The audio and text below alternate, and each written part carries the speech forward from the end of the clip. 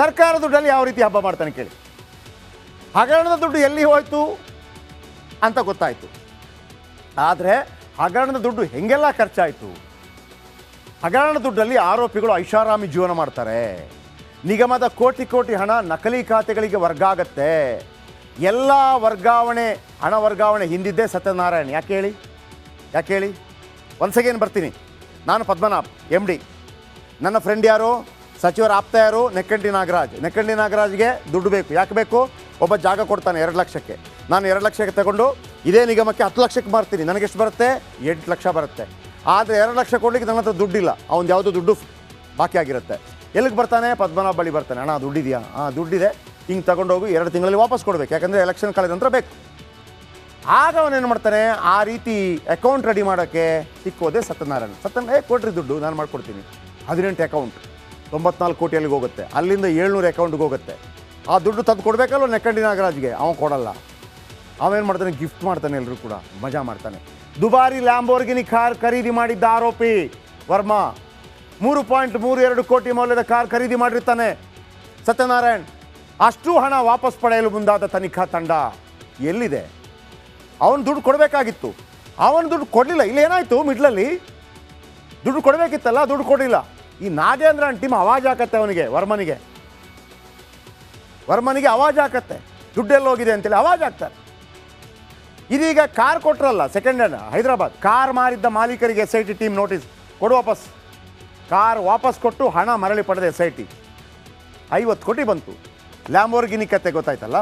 ಈ ಲ್ಯಾಂಬೋರ್ಗಿನಿ ಸತ್ಯನಾರಾಯಣ್ ಖರೀದಿಸಿದ್ದು second hand car 3,20 lakh. ವಂಚಕ ಸುಕೇಶ್ ಚಂದ್ರಶೇಖರ್ಗೆ ಸೇರಿದ ಕಾರ್ ಅದು.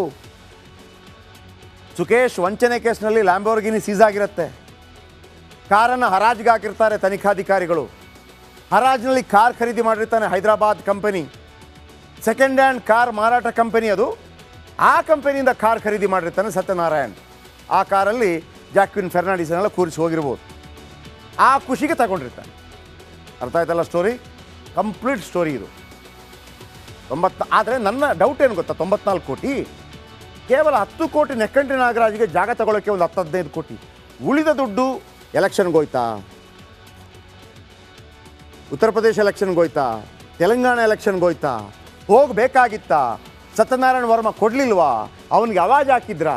ಈಗ ಬಚಾವ್ ಮಾಡೋದಕ್ಕೆ DCM ಪ್ರಯತ್ನ ಪಡ್ತಾ ಇದ್ದಾರಲ್ಲ, ಅನೇಕ ಅನುಮಾನಗಳು. ಆ್ಯಂಡ್ ಎನಿ ಟೈಮ್ ನಾಗೇಂದ್ರ ಬಂಧನ ಆಗ್ಬೋದು. ಕಾದು ನಿಂತು ಎನಿ ಟೈಮ್ ಬಂಧನ ಆಗ್ಬೋದು.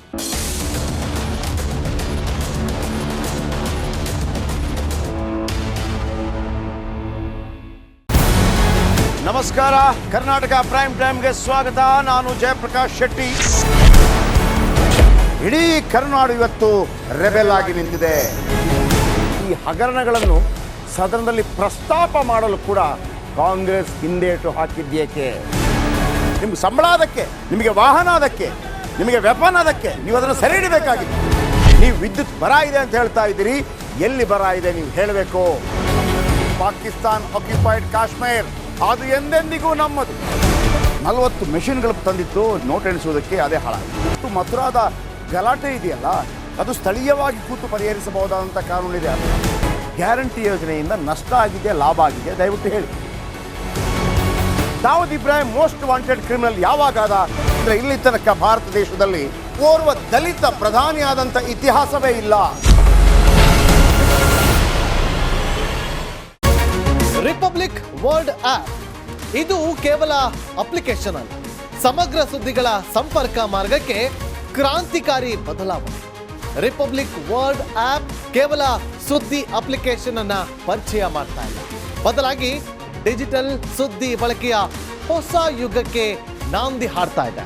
ಇದೊಂದು ಬ್ರೇಕಿಂಗ್ ನ್ಯೂಸ್, ಪ್ರಭಾವಶಾಲಿ ಕಾರ್ಯಕ್ರಮಗಳಿಗೆ ಗಟ್ಟಿಯಾದ ವೇದಿಕೆ.